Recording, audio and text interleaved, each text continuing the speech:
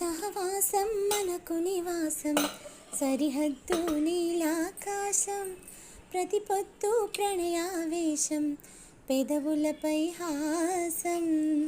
సుమసారం మన సంసారం, మణిహారం మన మమకారం, ప్రతిరోజు ఒక శ్రీకారం, పరవశ శృంగారం.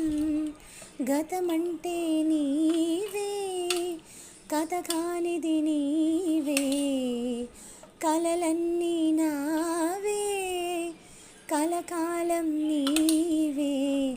ఆ ఆ,